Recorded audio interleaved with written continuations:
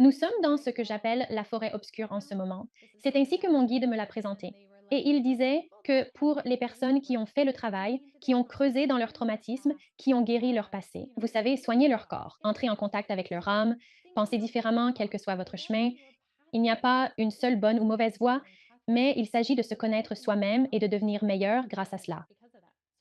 Donc, pour ceux qui ont fait ce travail, c'est comme si vous aviez préparé un très bon sac à dos rempli d'outils utiles, de sacs de couchage, de vêtements de rechange, de nourriture supplémentaire, alors que vous entrez avec une lampe de poche dans la forêt obscure.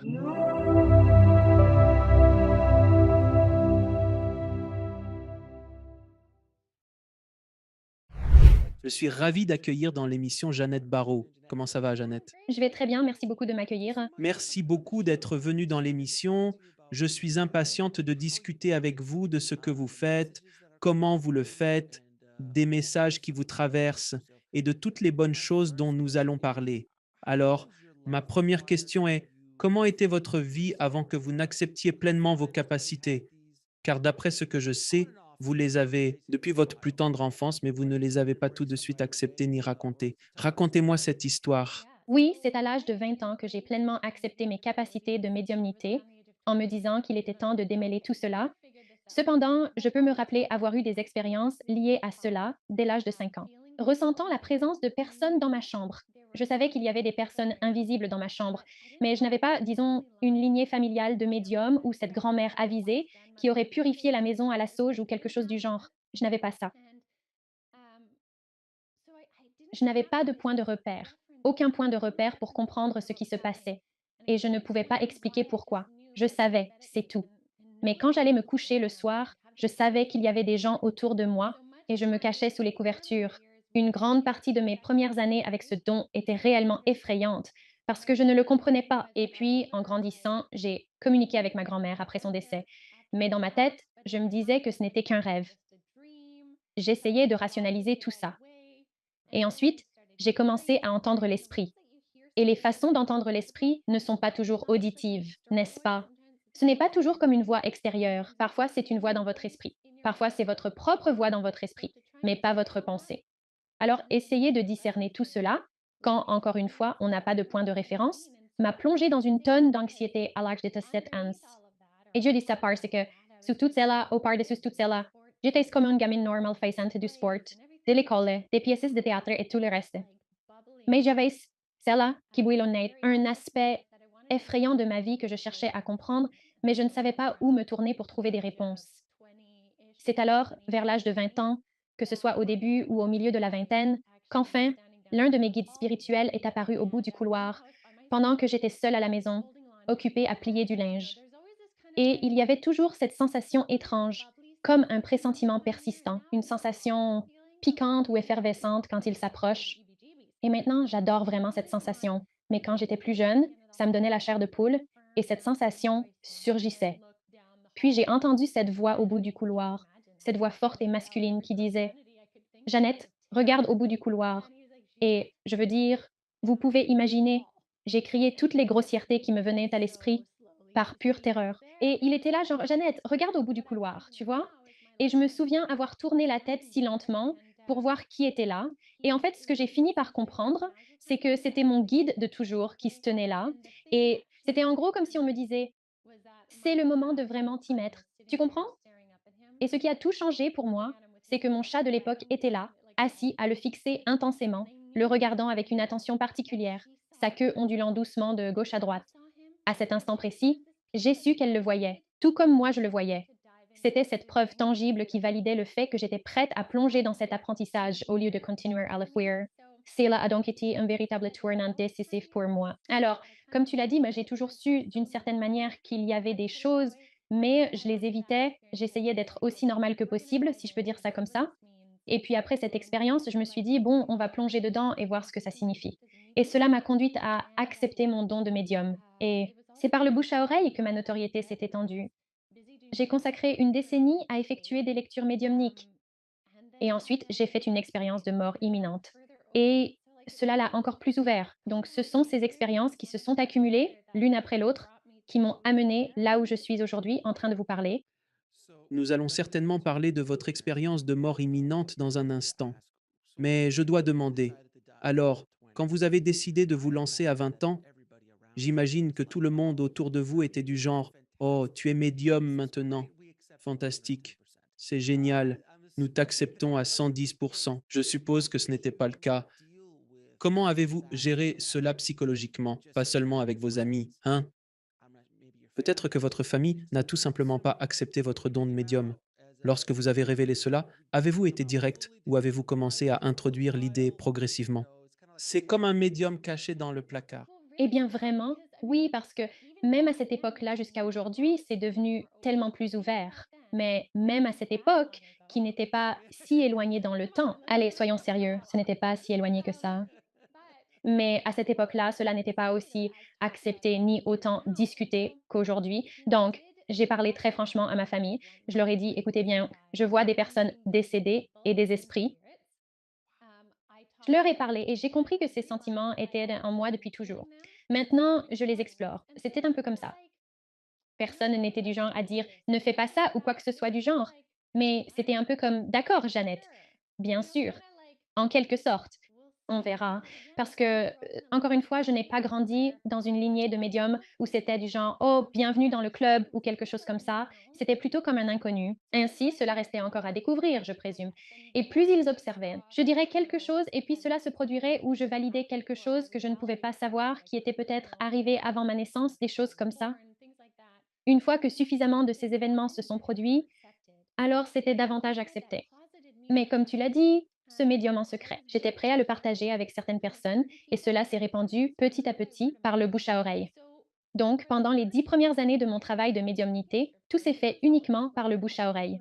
Je ne faisais pas vraiment de publicité, je n'avais pas de site internet. Cela s'est juste diffusé de cette manière. Et cela me convenait parfaitement. J'étais là, tranquille. Oui, c'était bien. Je faisais simplement mon truc. Mais c'est après mon expérience de mort imminente, EMI, que mes guides spirituels m'ont fait comprendre que si je choisissais de revenir, il me faudrait vraiment m'impliquer davantage et partager mon expérience. À ce moment-là, j'ai saisi le message, j'étais tout à fait prêt à accepter ce rôle. Donc, c'était une sorte d'évolution positive qui a certes pris du temps. Le moteur de tout cela, pour moi, c'était que j'ai toujours eu ce fort courant sous-jacent, cette impulsion, ou plutôt un but profondément ancré en moi. Quand ça me pousse dans une direction, je dois suivre cette direction parce que si j'essaye de résister, c'est peine perdue. Je ne peux tout simplement pas aller à l'encontre. Et donc, c'est, je pense, ce qui m'a constamment poussée à avancer, à rester fidèle à ma vérité et à continuer. Alors, laissez-moi demander, car il est évident que vous avez des connexions ou capacités pour parler à vos guides spirituels et aux personnes de l'au-delà et d'avoir une compréhension bien plus vaste de ce qui se passe, non seulement pour les autres, mais aussi pour vous-même en général, votre propre mission de vie, votre propre plan, si vous voulez, qui est votre unique voyage de cette vie. Durant toute cette période, y a-t-il eu des moments, une compréhension de pourquoi vous avez reçu ces dons à ce moment précis? Car il est évident que tout le monde ne les reçoit pas. Alors, pourquoi vous spécifiquement et pourquoi à ce moment précis? Cette compréhension, l'avez-vous acquise à un certain moment? Oui, c'est une excellente question. Alors, ce que j'ai fini par comprendre, c'est qu'il y a eu de nombreuses vies avant celle-ci pour tout d'abord me donner la résilience de continuer, de me fournir un cadre de compréhension des vies antérieures qui, une fois activées, reviendrait simplement en mémoire ou en connaissance. C'est un peu comme, tu sais, quand tu essaies un nouveau sport et que tu te rends compte que tu es vraiment doué, n'est-ce pas? Tu te dis, wow, regarde comme je suis bon au golf. Et c'est seulement ma deuxième fois, tu vois? C'est comme si, oh, tu as probablement déjà fait ça dans une vie antérieure ou quelque chose du genre, n'est-ce pas? Mes guides spirituels m'ont transmis qu'une immense préparation a précédé cette existence, en résumé. Être ici maintenant et tous ceux qui possèdent ces dons ouverts ou cette conscience ouverte de leur but actuel, c'est tellement spécifique au changement massif que nous vivons dans le monde. Comme si nous étions dans une ascension rapide et massive, n'est-ce pas? Mon guide a dit que de l'année 2020 à 2024, c'est comme si on condensait 100 ans d'éveil intellectuel et spirituel en seulement 4 ans, n'est-ce pas?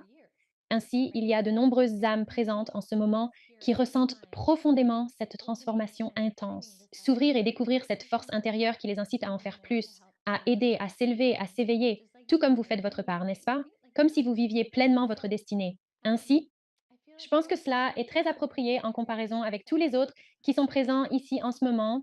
Fantastique. Maintenant, avez-vous canalisé pour la première fois avant ou après votre expérience de mort imminente? J'ai commencé à canaliser un peu plus tôt, oui, c'est vrai, mais j'ai préféré garder cela pour moi. Tu sais, il y avait ces périodes que je vivais en moi-même. À ce stade, tu es déjà médium. Je pense que le channeling n'est pas un si grand pas que ça. Tu aurais pu simplement dire, «Au fait, je fais aussi du channeling maintenant». Je veux dire, ce n'est pas si extraordinaire. Je sais que tu y aurais pensé, non? Mais j'étais là, me disant: «Oh non, ça dépasse les bornes». C'était trop drôle. Ouais, un peu trop peut-être. Ouais, j'avais déjà fait du channeling, mais maintenant, je suis plus à l'aise à canaliser parce que je comprends vraiment, en quelque sorte, la différence entre les 2 et comment ça fonctionne et qui je vais canaliser. Et je ne canaliserai pas n'importe quel esprit, n'est-ce pas? Parce que c'est beaucoup un lien énergétique renforcé pour laisser quelqu'un se manifester en vous. Alors, laissez-moi vous demander, car j'adore interroger les médiums, quelle fut votre sensation lors de la première canalisation? Cela s'est produit soudainement, sans avertissement. Vous prépariez le petit déjeuner et soudainement quelqu'un est apparu. Savez-vous ce qui se passe lorsque vous canalisez?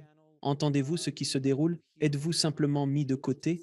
Et puis après, vous vous demandez, qu'est-ce qui s'est passé? C'était comment la première fois? Comme ouais, c'est vraiment drôle. Alors, à ce stade, j'étais vraiment à l'aise, encore une fois, avec la médiumnité. Donc la médiumnité pour moi, encore une fois, chacun est différent, mais pour moi, je suis comme un traducteur ou un interprète, n'est-ce pas? J'entends l'esprit, je l'interprète et je le partage avec la personne. Donc je suis comme l'intermédiaire, d'accord? Il y a donc plus de conscience de ma part à faire partie de la conversation. Tandis que le channeling, c'est comme tu l'as dit, je me décale davantage. Donc je suis, disons, aux 3/4 mis de côté, en quelque sorte. Pas totalement à l'écart. Je me décale un peu tout en restant connectée et je l'entends traverser mon être et résonner dans ma voix de façon audible, en même temps que celle d'une autre personne, sans l'avoir entendu avant pour le traduire. Cela traverse directement en moi. Et donc la première fois que c'est vraiment arrivé, je faisais une lecture médiumnique et l'esprit qui se manifestait à travers moi ou qui se connectait avec moi, elle me disait ces choses et je les transmettais à la personne, mais je ne saisissais pas tout à fait comme elle le souhaitait et c'était tellement intéressant. Elle a dit: «Jeannette, ça te dérange si je passe directement par toi?» Et j'ai fait: «D'accord». Genre: «Comment ça?» Elle était comme: «Peux-tu te décaler un peu et je passerai directement par toi?» Et donc je me souviens avoir dit à mon client, je suis comme: «Ah, je vais juste canaliser cela parce qu'elle veut parler directement». Et c'était essentiellement à ce moment-là que j'ai appris que tu te décales simplement et ensuite il passe directement à travers toi. Et j'avais davantage ses inflexions, son rythme de parole apparemment, ton. Ce n'est pas que ma voix ait radicalement changé, mais il était possible de discerner des similitudes qui se manifestaient de façon assez claire. C'était comme si j'entendais ces paroles pour la toute première fois, simultanément avec mon client. Cela représente donc un courant naturel et spontané. Et je remarque que mon aptitude à retenir les propos échangés durant le channeling fluctue. Plus la fréquence vibratoire de l'entité canalisée est haute, moins je garde en mémoire les détails à l'instant même, et il m'est nécessaire, par la suite, de réécouter l'enregistrement pour recouvrer la totalité de mes souvenirs de la session. Mais si c'est, disons, un membre de la famille ou un ami qui désire se manifester, dans ce cas, je suis généralement plus à même de comprendre et d'interpréter ce qui est communiqué. Contrairement à de nombreux canaux que je connais, ils sont exclusifs. Ils sont comme une exclusivité, ne sortent pas ensemble. Ils se sont mariés, les êtres, que ce soit un groupe d'êtres ou l'être qu'ils canalisent. Mais vous, vous pouvez non seulement canaliser votre groupe d'êtres, mais aussi, c'est comme si vous étiez un médium d'un niveau supérieur. Vous ne traduisez pas. Je me rapproche. Ouais, mais en fait, je ne laisse pas une séance de médiumnité se transformer en canalisation de cet esprit souvent. Ça a dû arriver 2 fois, à tout casser. D'accord. Mais c'est là que j'ai appris à le faire. Mais pour la canalisation, je suis assez exclusif. Il n'y a pas beaucoup d'esprits que je canalise. Mais font-ils partie de ce groupe? Les désignez-vous comme les trois guides de lumière? Les 3 guides de lumière en sont une partie intégrante. Mais parfois également, Sanat Kumara, considéré comme un maître ascensionné, vient également parfois canaliser à travers moi, bien que cela soit moins fréquent. Ainsi, mon choix habituel s'oriente vers les 3 guides de la lumière. Compris. D'accord. Donc, quand vous avez canalisé les guides pour la première fois, c'était comment? Parce que c'est un peu différent de avoir un proche qui part. Puis-je simplement parler à? Pour une seconde? Décale-toi juste un instant. Juste une minute. Ça va juste être plus rapide comme ça. Littéralement, non? Non, donc les 3 gars de la lumière. Alors, ils sont de fréquence lumineuse. Et la raison pour laquelle je dis cela, c'est parce que c'est de très hautes vibrations. Donc, quand ils sont venus à moi pour la première fois, ils se sont présentés comme 3 silhouettes ou formes esquissées, qui ressemblaient à une cicatrice à 3 ou 5 branches. Conception humaine, n'est-ce pas? Avec beaucoup de lumière derrière eux. Mais quand j'ai fini par les connaître, ils étaient genre, tu sais, nous ne sommes pas des êtres incarnés, nous sommes une conscience lumineuse. On t'a juste montré ça pour que ton cerveau comprenne. Nous sommes un collectif de conscience. Et j'étais genre, d'accord, donc la raison pour laquelle je dis ça, c'est à cause de cette fréquence. Le corps physique humain ne peut s'harmoniser avec cette fréquence élevée que pendant une durée limitée avant de se fatiguer, n'est-ce pas? C'est une vibration tellement puissante. C'est comparable à un sprint. On ne peut maintenir un sprint que pour un court moment. Bien sûr, on peut s'entraîner pour augmenter cette durée, mais il existe toujours une limite à notre endurance. Par conséquent, lorsque j'ai débuté la canalisation, les sessions étaient relativement brèves et cela s'est développé avec le temps. Mais maintenant, je constate que lorsque leur énergie arrive, c'est comme une sorte de vague qui se fond avec de l'eau tiède ou sentir les rayons du soleil sur votre visage en été. Quand vous sortez le matin, cette sensation enveloppante, en quelque sorte, englobe votre corps. C'est un peu comme ça. D'accord, donc à ce moment précis, votre existence semble être assez intéressante, n'est-ce pas? Vous travaillez sur la grille et soudain, vous vivez une expérience de mort imminente. Pouvez-vous en dire davantage parce que votre vie ne semble pas suffisamment intéressante? Il convient donc d'ajouter cela à l'équation. Parlez-moi de votre expérience de mort imminente. Oui, donc cela fait maintenant 3 ans. Et ce qui est intéressant, c'est que ce qui m'a poussée à cela, c'est que j'avais d'importants problèmes avec mon cycle menstruel. En gros, je souffrais d'une hémorragie chaque mois. Et c'était tellement grave qu'on ne pouvait pas le résoudre de manière conventionnelle. On a finalement dû envisager une intervention chirurgicale, en fait, pour faire court. Donc, nous arrivons au moment de l'opération et il y avait quelque chose là. C'était vraiment intéressant. J'ai écrit un livre sur le sujet, donc l'histoire complète y est racontée, comment j'en suis arrivée là. Mais ce qui s'est passé, c'est qu'en entrant dans la salle d'opération, j'ai éprouvé une excitation incroyable. J'avais déjà eu des opérations et d'ordinaire, je ne suis pas si excitée au point de vouloir high-fiver tout le monde, mais je vous assure que j'entendais de la musique en fond sonore. Ou peut-être que c'était l'excitation qui me faisait entendre la musique, comme si elle me transportait. Et je me rappelle du moment où l'anesthésiste est arrivé pour m'endormir. Je me sentais comme un enfant qui attend que le maître nageur lui dise qu'il peut enfin glisser sur le toboggan aquatique. Vous voyez? Comme quand vous attendez là et que vous vous dites: «Allez, laissez-moi y aller, laissez-moi y aller». Et c'était si intéressant parce que aussitôt que j'ai été endormie, grand-mère, qui était en esprit, est venue à ma rencontre. Et ce qui était vraiment intéressant, c'est le moment où j'ai commencé à grimper cette sorte de colline couverte d'herbe, où je pouvais apercevoir chaque brin d'herbe, en détail si je le désirais ou non. Et le ciel affichait un bleu estival splendide, tout à fait incroyable. Je savais parfaitement où je me trouvais. Je savais précisément où j'étais. Je savais que j'étais de l'autre côté. Et je savais que cela était radicalement différent de tout voyage astral que j'avais fait ou de communication avec les esprits. Je veux dire, j'ai passé des milliers d'heures en séance à parler avec les esprits de leur transition, de leur mort, de tout cela. Mais rien de tout cela n'était pareil là ceci, à être là-bas. C'est comme avoir les pieds sur terre, n'est-ce pas? Alors, je montais cette colline en compagnie de ma grand-mère et nous avons débouché sur une scène de barbecue estival imprégnée d'une atmosphère de pique-nique champêtre. Je pouvais apercevoir les nappes à carreaux rouges et blancs étalées ici et là. Et ce que j'ai compris, c'est qu'autour de nous se trouvaient tous ces esprits qui avaient jalonné mon existence, comme s'ils provenaient de vies antérieures. Et je les connaissais tous et ils arrivaient les uns après les autres et je leur faisais les meilleures étreintes. Vous pouvez tout à fait l'imaginer. C'est semblable à ces moments où un tout petit se précipite dans vos bras, vous offrant sans retenue tout son amour, n'est-ce pas? C'est précisément ce que j'ai ressenti à travers les étreintes de l'autre côté.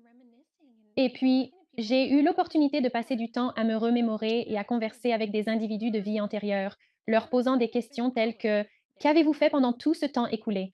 Quelles sont les nouveautés?» Et donc, on aurait dit que j'y ai passé des heures, là-bas, des heures. Et puis, ma grand-mère m'a conduit dans cet endroit exceptionnel, un lieu que je pourrais nommer, disons, la frontière de la galaxie, ou bien le bord de l'univers, là où l'univers semble, d'une certaine manière, être en pleine création. Nous étions dans une salle blanche, autour d'une vaste table de conférence immaculée. Mon conseil, mes guides spirituels, étaient là avec moi. Chacun a son propre groupe de guides, et les miens avaient déployé sur la table des plans énigmatiques. Là, je me suis interrogée. N'ai-je pas toujours dit que la vie était semblable à une tapisserie? Oui, tisser les fils du destin, mêler nos expériences et choix comme dans une œuvre tissée complexe, mais ils l'ont déroulée devant moi et me l'ont présentée comme s'il s'agissait de plans d'architecte. Et je me souviens avoir regardé en pensant que cela ressemblait vraiment à des plans d'architecte. C'est plutôt impressionnant, n'est-ce pas? Alors, quand ils l'ont déroulé, j'ai vu cette immense une ligne au centre et il y avait toujours cette énergie qui allait et venait, cette sorte d'énergie iridescente qui était comme la force vitale. Mes guides et moi, nous avons parcouru le bilan de ma vie jusqu'à ce point-là, là où nous étions, et nous avons tout examiné. Et puis, il restait un certain morceau.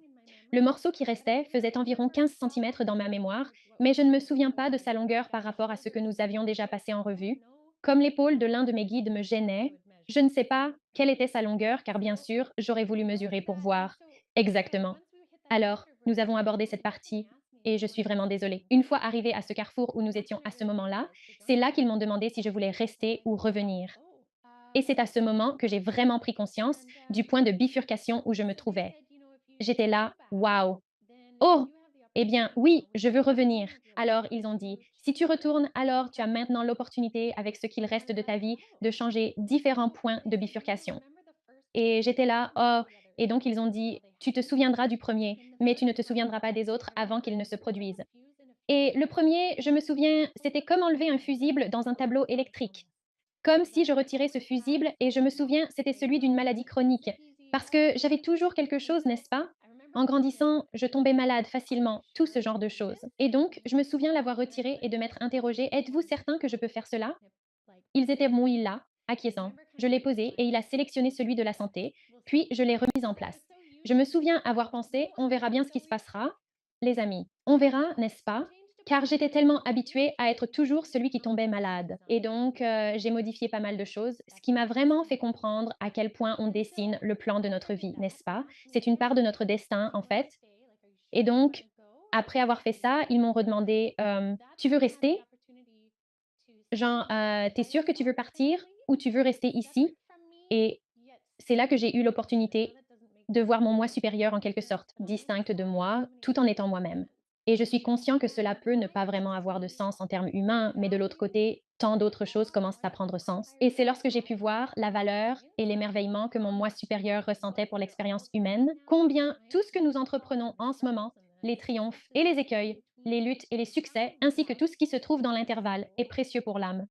J'étais là, genre, waouh, ouais, je dois absolument y retourner. Et c'est précisément à ce moment que j'ai compris que mon corps avait été affaibli jusqu'à ce moment que si je décidais de rester. C'était comparable à un interrupteur qui, s'il avait été actionné, aurait pu provoquer chez moi un arrêt cardiaque sur la table d'opération, entraînant une crise cardiaque d'une ampleur massive, sans la moindre possibilité de réanimation. Donc, j'étais du genre: «Non, je vais revenir» et donc c'est intéressant parce qu'à ce moment précis, donc tout cela, le prochain événement s'est produit en l'espace de genre 3-4 secondes, mais j'ai entendu l'infirmière dans la salle de réveil dire: «Jeannette, tu es réveillée?» Et là, j'ai senti mon esprit faire genre whoosh, retourner dans mon corps, mais je pouvais toujours sentir ma grand-mère avec moi et puis mon moi supérieur est intervenu, si clair, alors que je ne le suis pas après une opération. D'habitude, je suis plutôt comique. Et là, mon moi supérieur a pris le dessus et, les yeux toujours fermés, j'ai dit à l'infirmière, c'était comme si j'avais besoin que vous notiez quelque chose. Et l'infirmière a arrêté ce qu'elle faisait et elle a fait, d'accord ma chérie, c'est quoi? Et moi j'étais là, il faut que vous écrivez ces 4 phrases. Je suis médium et c'est très important. Ensuite, il faut que vous pliez le papier et que vous le mettiez dans ma main. Je lui ai donné des instructions précises et elle l'a fait. Et donc, je l'ai noté. C'est là, sur mon bureau. Voici le papier de l'opération. Ces termes seraient vides de sens pour beaucoup. Je veux dire, c'est incroyable. Baba, racine d'arbre, il est temps de s'entrelacer. Et ça a été loin, donc ça n'a pas vraiment de sens pour les gens. Baba, c'était ma grand-mère. Mais ce qui s'est passé, c'est que mon moi supérieur a intercepté l'infirmière avant que je reçoive des antidouleurs. Parce que mon moi supérieur savait que si j'avais des antidouleurs, je remettrais tout en question, n'est-ce pas? Il y a toujours une logique linéaire pour moi, n'est-ce pas? Donc, j'avais en ma possession ce papier que j'avais confié à ma mère. Suite à ma période de convalescence, je lui ai fermement recommandé de ne pas perdre ce document. Puis, quelques jours après, une fois les effets des antidouleurs dissipés, une pensée m'est venue qu'il était temps de consulter ce papier. Alors, je me rappelle, je l'ai soigneusement déplié. J'ai parcouru ces 4 énoncés et tout m'était revenu en mémoire. Je savais déjà qu'il s'était passé quelque chose d'important. J'avais des fragments de souvenirs, mais ces mots ont déclenché toute l'expérience. Et je me souviens, cet après-midi-là, j'ai parlé avec mes parents. J'étais là, les gars, il faut que je vous raconte une histoire. Et ils étaient genre, waouh. Et puis j'ai écrit mon livre comme si tout s'était déversé d'un coup. Et donc, c'était le meilleur résumé possible de mon ami. C'est une histoire incroyable Et ce que je trouve fascinant, c'est quand vous avez révélé le fil de la santé, de la dégradation, puis du rétablissement. C'est comme dire: «On verra bien». C'est vraiment fascinant pour moi parce que vous êtes de l'autre côté. Ce n'est pas votre première expérience dans le monde spirituel et pourtant, vous êtes là genre: «Ouais, je n'y crois pas». D'accord, je sais, parce que cela faisait honnêtement partie de mon identité. Je me rendais compte d'être souvent malade et donc il m'a fallu probablement environ une bonne année pour réellement faire confiance au fait que je n'étais plus cela. Avez-vous eu une sorte de bilan de vie ou quelque chose comme ça ou pas de bilan du tout? En effet, j'ai réalisé un bilan. En examinant mon plan de vie, cette première phase, nous avons revu toutes mes réalisations jusqu'alors. Alors, votre bilan de vie sur la table ou était-ce plutôt un bilan à 360 degrés, en considérant tout simultanément, ressentant les 2 facettes des interactions? Comment cela s'est-il passé pour vous? Le mien n'était, comme j'ai vu de nombreux esprits expliquer exactement ce que vous venez de décrire. Le mien, cependant, assez intéressant, c'était presque comme avoir un entretien parent-professeur avec mes guides, où nous avons passé en revue les différents événements, comment j'ai agi, ce que j'en ai pensé, ce qu'ils en ont pensé, ce que nous pourrions faire différemment la prochaine fois, et lier le tout avec un joli nœud. Donc tout cela pour m'amener à un point où je pourrais ensuite décider de ce que je pensais vouloir faire. La plupart, vous êtes le premier à le dire. J'ai interviewé probablement 2030 personnes ayant vécu une expérience de mort imminente qui ont dit non, je veux y retourner, genre tout de suite. La plupart disent non, c'est tellement agréable ici. Alors pourquoi voudrais-je retourner à cette douleur, à cette souffrance, à toutes ces étrangetés, à cette pesanteur et à tout ce désordre? Vous-même, vous étiez le tout premier à affirmer non, je désire y retourner. Ce qui est intéressant, mais encore, vous êtes dans un autre univers. Vous jouez, si vous voulez, avec un ensemble de règles différents en raison des capacités qui vous ont été données si tôt. C'est fascinant. Mais quand vous êtes revenu, cependant, vous avez dit tout à l'heure qu'ils ont dit d'accord, si vous revenez, vous devez prendre ça au sérieux ou vous devez commencer à faire ça sérieusement. Oui, c'était en quelque sorte l'engagement que j'avais pris envers eux, ne pas rester caché à moitié, avec peut-être un pied à l'extérieur. Exactement. Et de simplement passer à l'action. C'était le moment de commencer à partager ma voix et mes connaissances par le bouche à oreille, n'est-ce pas? C'est ce que j'appelle le partage d'histoire. Je pense qu'on peut apprendre tellement en écoutant les récits d'expérience des gens, n'est-ce pas? L'expérience nous apporte la sagesse.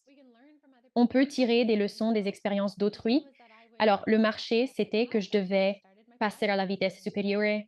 Et donc, j'ai lancé mon podcast, j'ai commencé ma chaîne YouTube et j'ai créé Avalon Spirit, qui est l'entreprise. Et j'ai simplement commencé à faire les choses pour créer une opportunité d'information pour que les gens l'apprennent ou la laissent. Donc je dois demander, parce que si j'avais quelqu'un comme toi dans ma famille, je pense que, ça pourrait parfois être envahissant, tu vois? Dans le sens où peux-tu donc communiquer avec les guides ou consulter un médium? Peux-tu parler à grand-mère? Puis-je avoir mamie vite? En somme, tu fais office de téléphone. Un téléphone, exactement. Ligne directe, presque. Est-ce que ça arrive? J'ai toujours eu l'envie de savoir. Vous avez des enfants, n'est-ce pas? Vous avez des enfants. Oui, vos enfants, ou votre mari, ou des membres de votre famille, ou des amis vous disent: «Écoute, je rencontre un problème au travail. Devrais-je vraiment licencier cette personne?» ou «Devrais-je investir dans Tesla? Devrais-je investir dans Tesla?» Oui, exactement. Cela se produit donc. Oui, c'est le cas. C'est bien le cas. Mais je dois avouer, personne n'est agressif à ce sujet, vraiment. Mais c'est réellement intéressant le moment où les gens, pas tous, mais quelques-uns se tournent vers moi. Je me dis alors, ouh, cela doit être assez important s'ils sollicitent mon avis là-dessus, n'est-ce pas? Donc, c'est amusant, mais je dois avouer que j'ai vraiment de la chance d'être entourée de nombreuses personnes formidables et soutenantes et des personnes qui sont plutôt discrètes. Mais je voudrais aussi poser des questions. Vous devriez voir combien j'interroge mes guides. Et ils vont simplement le faire taire. Parfois, si je compte trop sur eux et que j'ai besoin de ne pas être dépendant, ils vont faire comme d'accord, silence. Et ils ne diront pas grand-chose pendant un moment, jusqu'à ce que je me débrouille par moi-même. 60 centimètres. Encore une fois, vous ne pouvez pas demander au guide. Donc Tesla, Amazon, Facebook, quel Apple devrais-je acheter? Apple? Le Bitcoin, c'est sérieux? Devrais-je investir dans l'or? Que devrais-je acheter? Oui, parfois ils le feront, en effet. Parfois, ils vous donneront des perspectives nouvelles, et puis parfois, c'est plutôt une leçon de vie qu'ils vous enseignent. Alors, qu'en pensez-vous? Exactement. C'est vous, en fin de compte, qui allez dicter votre propre destin. Ce point-ci, et vous êtes tout comme un fils. Allez, dites-moi simplement ce que je dois faire. Ce n'est pas le but de tout ça, ce n'est pas le but de tout ça.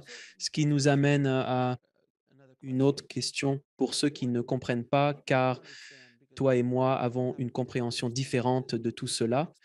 De mon expérience d'intervieweur, de parler à tant de gens dans l'émission, j'ai, je pense, une compréhension de ce que nous sommes venus faire ici, pourquoi nous sommes ici, pourquoi il y a de la douleur, pourquoi y a-t-il de la souffrance, tout ce genre de choses. La question que je me pose toujours, le commentaire que j'entends toujours de la part des gens, c'est que s'il y a un Dieu, comment peut-il permettre tant de douleur, de souffrance, de guerre et tout ce genre de choses? Mais si on le regarde d'un point de vue plus macro, du voyage de l'âme et des leçons qu'elle doit apprendre, ça a du sens. C'est difficile à comprendre de notre perspective, mais très facile à comprendre du point de vue supérieur.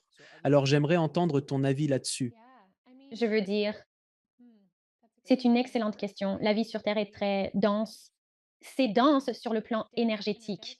C'est aussi très émotionnel. Nous avons en quelque sorte des émotions exacerbées ici.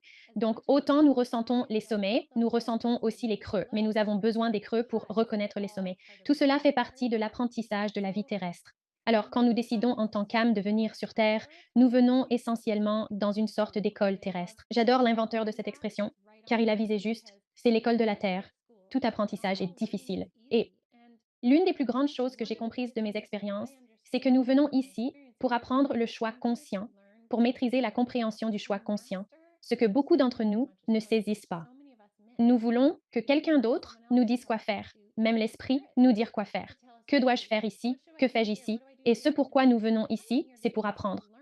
À travers le fait de ne pas toujours savoir et de serpenter dans la boue pour atteindre la surface, à travers nos choix, et donc, quand nous ajoutons de la conscience à ces choix, c'est là que nous pouvons vraiment grandir et évoluer en tant qu'âme. Que veux-je faire en cet instant? Qu'est-ce qui me semble juste?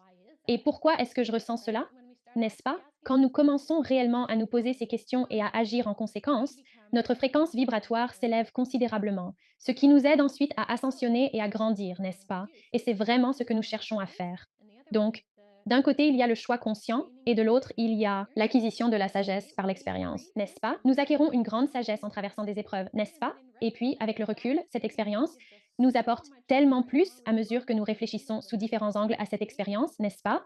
Alors, je pense que, pour moi en tout cas, ma compréhension est que ce sont précisément ces deux raisons principales qui nous amènent ici.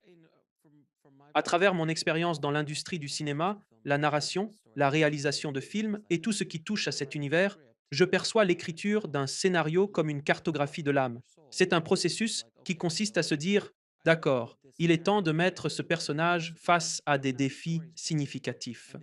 Si on ne le fait pas, l'histoire perd de son intérêt et le personnage stagne, car sans évolution, sans transformation de sa personnalité du début à la fin de l'histoire, on ne peut pas parler d'un bon film. Vous devez changer. Le personnage principal doit changer. Luke Skywalker devient un chevalier Jedi. Ce n'est plus un simple garçon de ferme. Et ils ont traversé toutes sortes d'épreuves.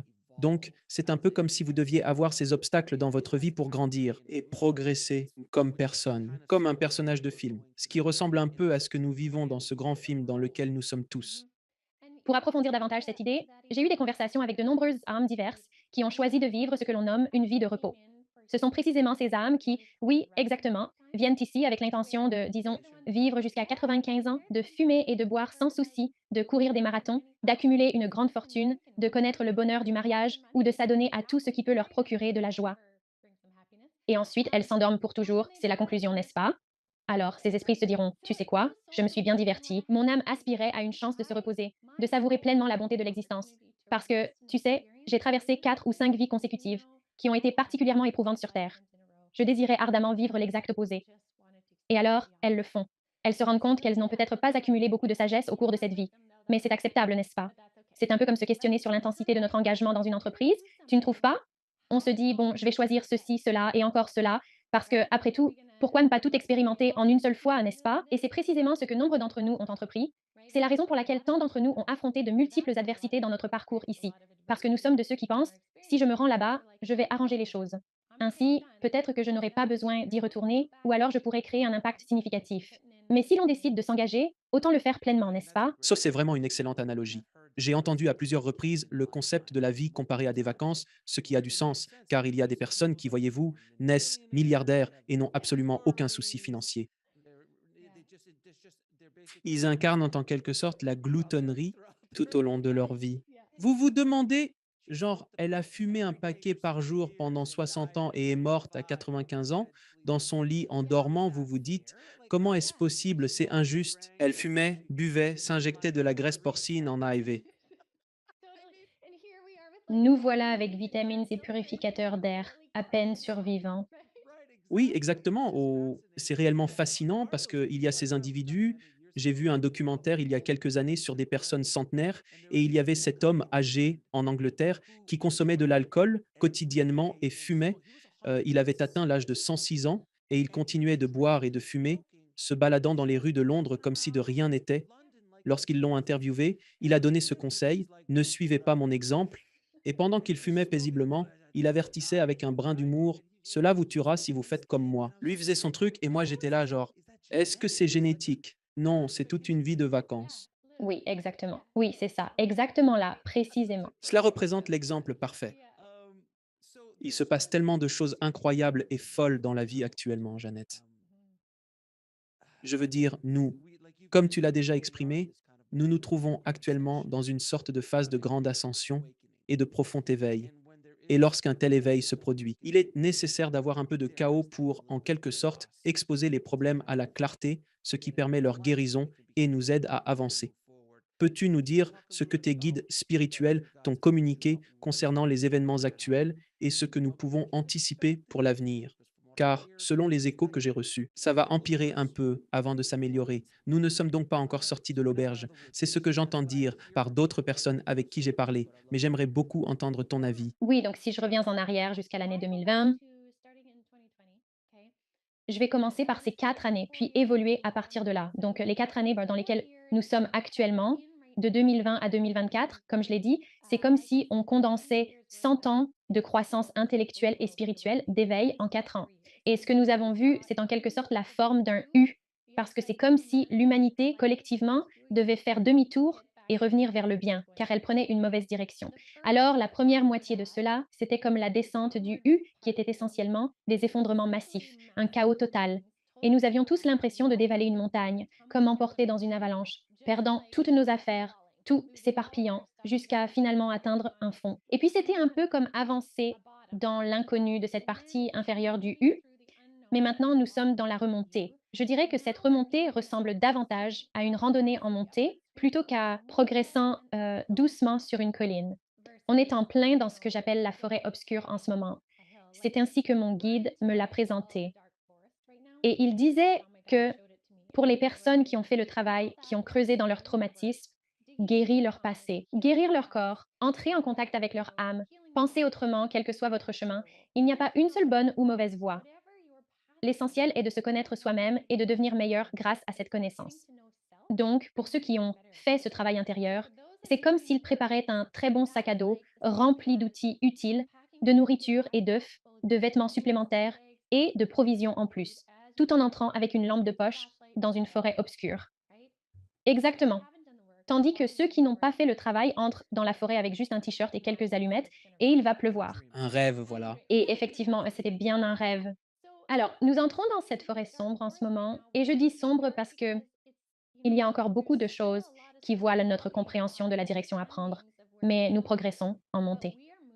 Et donc, si nous continuons à revenir là-dessus et nous rappelons de réguler notre allure, de nous reposer quand il le faut, de nous réhydrater, c'est-à-dire rééquilibrer nos énergies quand nécessaire. Souvenez-vous, nous avons une lampe de poche. Souvenez-vous, nous avons les outils. Nous n'avons pas besoin d'avoir peur de l'inconnu.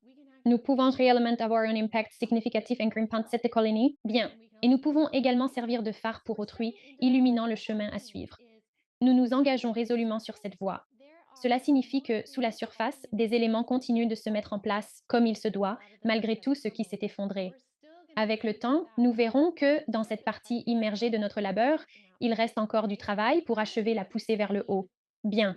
Quant aux effondrements que nous avons observés, il est temps maintenant de laisser s'effriter ces couches fondamentales qui ne nous servent plus. Cela nécessite donc un peu plus de travail, donc ce n'est pas encore terminé. Donc, nous entrons dans une ère où bien plus d'êtres humains s'éveillent réellement que ce que nous pouvons imaginer. Certaines personnes s'y pourraient dire que je suis trop optimiste, mais honnêtement, c'est l'ambiance que je ressens. Je perçois vraiment une telle luminosité sous-jacente. Vraiment.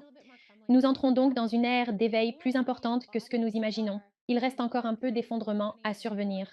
Mais plus nous incarnons qui nous sommes, plus arrivé en 2024-2025, bien qu'il y aura probablement encore plus de luttes et de fréquences d'opposition, nous allons également connaître une grande croissance des partenariats incarnés. Cela ne concerne pas seulement les relations amoureuses, mais toute la guérison que de nombreuses personnes ont accomplie individuellement aura désormais une fréquence stable avec laquelle elles pourront s'associer et fusionner avec d'autres, que ce soit dans des relations personnelles, communautaires ou sociales, même au sein du gouvernement, que je vais aller jusqu'à dire qu'il existe même des potentiels au sein du gouvernement capables de réellement gouverner de manière à bénéficier au plus grand nombre. Arrêtez ça. Je sais, arrêtez ça. Allez, ne soyez pas positif. Je ne crois pas que cela se produira du jour au lendemain. Par conséquent, jusqu'à l'année 2030, nous avons encore énormément de travail ardu à réaliser. Cependant, ceux qui sont véritablement fidèles à leur propre essence et qui ressentent leur fréquence unique doivent persévérer et rester fermes dans leur identité. En effet, cette fréquence particulière aide les autres à découvrir et à renforcer cette même solidité au sein d'eux-mêmes. N'oublions pas que chaque changement significatif prend racine chez l'individu. Plus nous prenons conscience de cela et plus nous nous ancrerons solidement dans notre identité véritable, plus nous générerons un magnifique effet d'onde qui contribuera à soulever les déchets et permettra ainsi de laisser transparaître la bonté inhérente. Ce que vous nous dites, c'est que ça va être une sacrée décennie. Épique, vraiment épique, mais avec de nombreux effondrements massifs se sont produits. Cela ne signifie pas qu'il n'y en aura pas d'autres, mais j'ai l'impression que la plupart des effondrements massifs se sont déjà produits. Oui, on dirait bien qu'il existe une multitude de vieux systèmes qui doivent être démantelés afin que de nouveaux puissent être érigés à leur place. Et la pandémie, c'était comme un premier signal d'alarme, si l'on peut dire. Elle a véritablement contribué, pour bon nombre d'entre nous, à une réévaluation de nos vies. Ouais, merde, je veux dire, ça a représenté un bouleversement colossal. Ouais, on est constamment en sous-effectif ici. Les gens sont comme non, je ne veux pas travailler de cette manière. C'est vraiment fascinant. Les gens se plaignent souvent du manque de personnel. Je me demande où sont toutes ces personnes qui travaillaient ici avant. Que font-elles maintenant? Comment font-elles pour gagner leur vie? Je ne saisis pas. Je saisis que tu ne souhaites plus continuer ce travail. Mais comment vous débrouillez-vous? Vous ne pouvez pas juste rester chez vous sans activité. Personne ne vous rémunère pour ça actuellement. Pourtant, les gens s'adaptent. Et ce que mes guides me montrent aussi en ce moment, ils me disent non, de mentionner les yeux ouverts.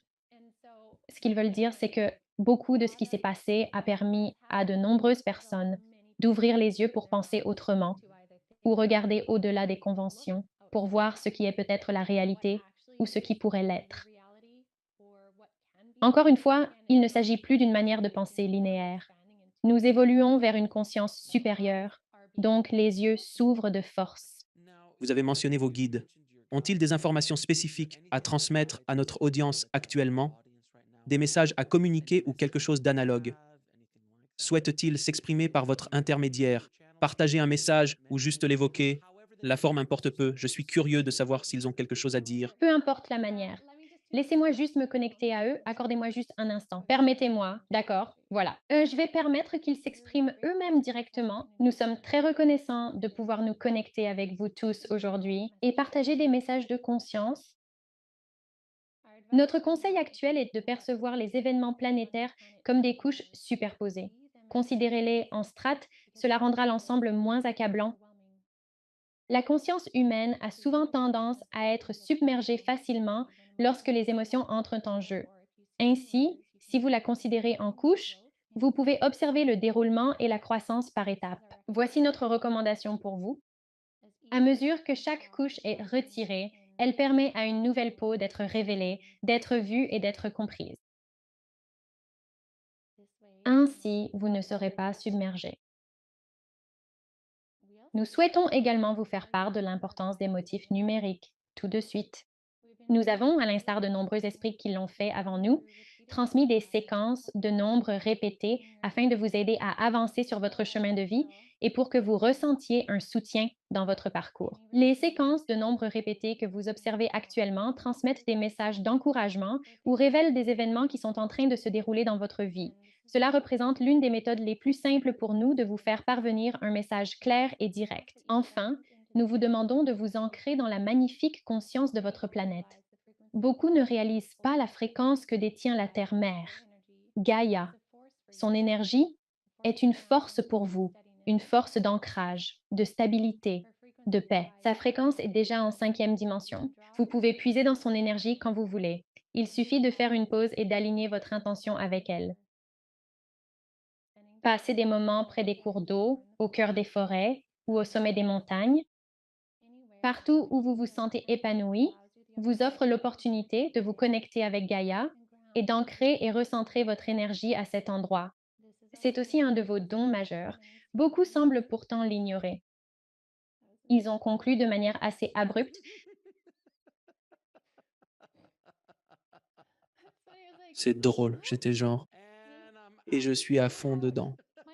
Lâchez de micro. C'est drôle. C'est très amusant. Merci beaucoup pour ça. J'ai éprouvé une sensation au moment où nous discutions de cela. C'est réellement fascinant. À chaque fois que je vois ou que nous avons un médium dans l'émission et qu'ils nous font l'honneur d'une séance de channeling, c'est vraiment intéressant. Les gens dans les commentaires sont du genre: «Oh mon Dieu, j'ai eu des frissons. Oh là là, c'est juste, c'est juste». Et ça persiste dans l'enregistrement. La vibration énergétique demeure dans l'enregistrement. Tout simplement fascinant. Absolument, absolument. J'adore qu'ils aient également mentionné les 3 choses aléatoires. Encore une fois. Bien sûr, Bien sûr, non, c'était magnifique. Et j'adore ce qu'ils ont dit à propos de simplement aller dans la nature. C'est quelque chose sur lequel j'aimerais aussi entendre ton avis. Les gens ne comprennent pas la puissance d'une simple promenade dans la nature, l'énergie que procure une balade dans un parc, ou faire de la randonnée, ou simplement être entouré d'arbres, ou juste aller à l'océan. Je pense que l'océan est, du moins pour moi, toujours été la plus grande énergie. On peut sentir l'énergie qui s'en dégage parce qu'il est si vaste, et toute cette énergie des vagues et tout. Et il y a de la science basée sur ce qui se passe à la plage également. Pouvez-vous expliquer aux gens quel effet curatif cela a? Combien il est important de se retrouver dans la nature de plus en plus à mesure que nous avançons? absolument. Je veux dire, nous sous-estimons vraiment la haine énergétique et la conscience présente dans les éléments. Nous les voyons juste comme un élément, comme une chose, mais nous ne réalisons pas qu'il y a une conscience en eux. Et je veux dire, si nous prenons l'eau, par exemple, j'ai justement fait un podcast la semaine dernière avec une femme fabuleuse sur la conscience de l'eau et nous avons exploré cette idée en profondeur. Et si beaucoup de vos téléspectateurs, j'imagine, ont entendu parler même du docteur Masaru Emoto. D'accord, parlons des messages dans l'eau. Alors, si on réfléchit simplement à l'eau, à la manière dont elle circule à travers toute chose, comme l'eau qui traverse les gens, les arbres, les montagnes, l'atmosphère, puis retombe comme si elle avait circulé à travers tout, de tout temps. C'est vraiment fascinant. Et l'eau a la capacité de absorber des fréquences. Par conséquent, l'eau seule est une fréquence profondément curative, une fréquence porteuse d'informations. Fréquence qui défie l'entendement. C'est pour cela que les océans, les lacs et les rivières sont si puissants, n'est-ce pas? Ainsi, même si nous prenons l'élément de l'eau et l'élément de la terre, là où ils se rencontrent, là où l'eau se mêle à la terre, si vous marchez au bord de l'eau et que vous vous accordez à ces deux fréquences, cela seul amplifiera votre capacité de guérison ainsi que votre connexion intuitive avec l'esprit simplement en vous accordant à la fréquence. Et puis, si nous considérons les arbres, je veux dire les arbres, les forêts à elles seules constituent ce réseau incroyable, une sorte de bibliothèque. Et un jour, l'esprit m'a dit, c'est comme si vous réalisiez seulement la quantité de connaissances emmagasinées énergétiquement dans les arbres, chaque arbre serait comme une page Google. Et lorsque vous vous connectez à cette fréquence, c'est comme si vous téléchargiez ces informations. Et tout est relié par le mycélium souterrain, n'est-ce pas? C'est donc ce réseau semblable à Internet de conscience et d'information à travers la forêt. Alors, nous marchons sur Terre tout le temps sans réaliser l'ampleur des fréquences qui nous sont accessibles. Alors, quand nous nous accordons à cela sans avoir à le comprendre, mais simplement en nous connectant à l'énergie de cela, cela peut être amplificateur, purifiant, guérisseur et inspirant. Ne commencez pas à me parler des champignons. Ne me parlez pas de champignons, mon garçon, car je pourrais en discuter des heures. Ne parlez pas de champignons, mon garçon, c'est ma passion récente. J'ai appris leur rôle fascinant. Ils réagissent selon un expert et les gens s'étonnent. Des champignons? Attendez, restez avec nous un instant. Nous avons génétiquement plus en commun avec les champignons que presque tout autre être sur la planète. Et je pourrais mal citer quelque chose dans ce genre, mais nous avons un lien profond avec les champignons et avec les fungi et ce qu'ils font sous le sol et comment ils se connectent. C'est comme si. C'est vraiment un truc énorme, ce documentaire fantastique sur les champignons. Regardez-le. Ouais, c'est une super émission. Et puis, il y a une nouvelle série sur Netflix, j'ai oublié où. C'est une série en 4 parties sur quand ils explorent la psilocybine, le peyote. Ah, je vois. Celle-là, c'est MD4. J'ai oublié ce que représente l'autre. Et il y a aussi l'ayahuasca. Ils explorent tous ces différents éléments. Bon, la majorité de ces produits, ils sont à base de champignons. Parmi eux, 2 sont exclusivement des champignons. Mais la science qui étudie ce qu'ils font à notre esprit, c'est réellement captivant. La psilocybine a toujours suscité ma curiosité, cependant je n'en ai jamais pris. Je ne pense pas que je réagirais bien, mais d'après ce que j'entends de ceux qui en parlent, qui racontent leur voyage, Ramdas en faisait partie. Que cela pâlit en comparaison. Quand vous méditez à un niveau élevé, c'est un peu comme si vous entriez discrètement par la porte de derrière pour un court instant, avec la psilocybine, et l'aperçu que vous avez est juste, oh mon Dieu, mais quand vous êtes capable d'y vivre, c'est comme ce que le Maharishi et ses sortes de maîtres ascensionnés ou maîtres vivants étaient capables de faire. C'est une toute autre expérience. Ce sur quoi je voulais également vous interroger. Méditez-vous? Ouais. Ah oui, oui. Alors, qu'est-ce que ça signifie? Donc, je pratique donc la méditation avec assiduité, effectuant 2 séances de 3 heures quotidiennement. Je sais ce que ça veut dire pour moi. Comment cela se passe-t-il pour vous? Étant donné que vous êtes tant connecté à l'esprit et que vous canalisez et réfléchissez, à quoi ressemble une séance de méditation pour vous? Et depuis combien de temps la pratiquez-vous? Je pratique donc la méditation probablement depuis la vingtaine. Bien sûr, donc pas si longtemps que ça, évidemment. Évidemment, comme si c'était hier. Ouais, tout à fait.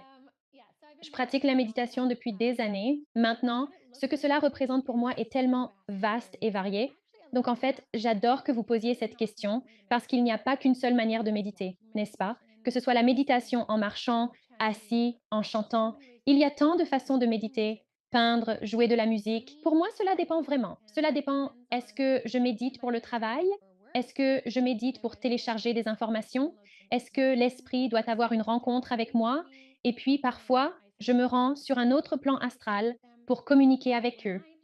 Quand je fais ma propre méditer simplement pour m'harmoniser et je me dirige vers cette splendide plage tropicale sous un ciel teinté de violet, évoquant la magie d'un coucher de soleil. Je me promène le long du rivage et je suis tellement présent, si pleinement immergé dans l'instant, que je perçois le murmure de l'eau. Je ressens la caresse de la brise sur ma peau et tout cela m'entoure. Cet instant représente pour moi l'état méditatif le plus serein qui soit. D'autres formes de méditation m'entraînent dans de vastes explorations à travers le temps et l'espace, ici ou ailleurs, me projetant astralement ici ou des téléchargements, comme je l'ai dit. C'est donc très varié, mais ma préférée, c'est cette plage. Super cool. Oui, c'est puissant. Ça arrive quand tu commences à méditer juste comme ça. Vous a-t-on déjà surpris par certains messages que vous avez reçus? Ils font genre, ah ouais. Oui, oui, oui. Oh oui. Oh oui, oui, oui. Absolument tout le temps. L'une des choses les plus drôles. J'étais une fois dans une méditation vraiment profonde. Un processus qui ressemblait en fait à une sorte d'hypnose spirituelle. C'est donc un chemin vraiment intéressant pour certaines personnes si elles trouvent qu'elles ne peuvent pas méditer. Se faire régresser par l'hypnose spirituelle est un excellent moyen de s'y mettre. Donc, quand je fais ça, je vais vraiment loin. Et ce qui était drôle, c'est que nous étions en train de discuter de quelque chose. Et là, je me suis dit que je devais aller aux toilettes. Alors, la dame avec qui j'étais, elle fait comme si de rien n'était. Elle me dit, bon, je vais te laisser sortir juste le temps que tu ailles aux toilettes et ensuite tu reviens et on replonge directement dans l'ambiance, d'accord? Donc, je me lève, je suis à moitié endormie. Uno y la peine ouverte, je me dirige vers les toilettes. Et là, assise, soudain, je ferme les yeux et je me retrouve en train de voyager à travers le temps et l'espace. Tout vous le comme les visions dans Star Trek quand les étoiles défilent en hyper vitesse. Et là, je me dis, waouh, je suis vraiment très loin, tu ne trouves pas? Je me convainc qu'il faut que je termine et que je retourne là-bas. D'accord? Alors je reviens, je me rallonge et on tente de se replonger dans cette atmosphère. Et pendant ma vision, il y a des êtres supérieurs, des êtres comme extraterrestres, des êtres de conscience supérieure. Et ils sont comme ça. Ils étaient là devant moi, n'est-ce pas? Ils me fixaient, deux types différents, l'air perplexe. Je pensais, mais qu'est-ce que vous faites ici? Excusez-moi, je suis au travail. Et ils insistaient, et toi, tu faisais quoi? Je leur répondais, perplexe, comment ça, ce que je faisais? Ils font genre, on ne voit pas souvent des gens aller aussi loin. Tu fais quoi? Je faisais genre: «Ah, je fais juste une régression ici. Tu as besoin de quelque chose?» Ils font genre: «Non, on voulait juste vérifier que tu ne t'étais pas trompé d'endroit» et moi genre: «Non, tout va bien» et ensuite on s'est séparés. Mais c'était vraiment amusant. Ils sont littéralement intervenus. On a fait comme si: «Eh, que faites-vous? Que se passe-t-il par ici?» Surtout vu la distance à laquelle j'étais allée. Parce que vous êtes littéralement allés aux confins de l'univers, si l'on peut dire. Et eux, genre, vous n'avez pas de laissez-passer pour entrer ici. Vous êtes en coulisses. Absolument, il faut qu'on vérifie ça. Pouvons-nous voir une pièce d'identité? Vous ne devriez pas être ici. Amusant, non? Et c'est toujours intéressant ainsi. L'esprit n'est pas tout le temps présent, flottant et divin et tant d'autres choses. Cela peut être amusant, un peu comme de trébucher sur quelque chose inattendu et de penser: «Oups, mauvais chemin. Pardon. Je dois aller dans cette direction». C'est tout ça à la fois et c'est pour ça que j'adore. C'est vraiment pour ça que je l'adore. L'autre jour, j'ai entendu une histoire fascinante en discutant avec un médium qui a la capacité de voir les anges et elle était là, genre, je les vois partout, mais ils ne me regardent jamais. Ils ne reconnaissent même pas ma présence. Je ne sais pas si c'est pareil pour vous, mais il y avait un jour, elle était dans les embouteillages. Une histoire drôle que je dois lui raconter. Elle était coincée dans le trafic et il y avait ce type qui klaxonnait sans arrêt, genre: «Dégage de là, qu'est-ce qui se passe?» Et elle est assise à côté de lui et genre, elle regarde à côté et elle voit l'ange sur le siège passager. Et apparemment, les anges sont très grands, donc il était là, tout compressé comme ça. Et puis, il persiste à l'entraîner, lui apprenant à jurer et bien plus encore. Puis, tout à coup, l'ange se retourne vers elle et intervient. Pas possible. Il était juste genre, c'est mon gars, et juste est parti en voiture et elle ne pouvait s'empêcher de rire.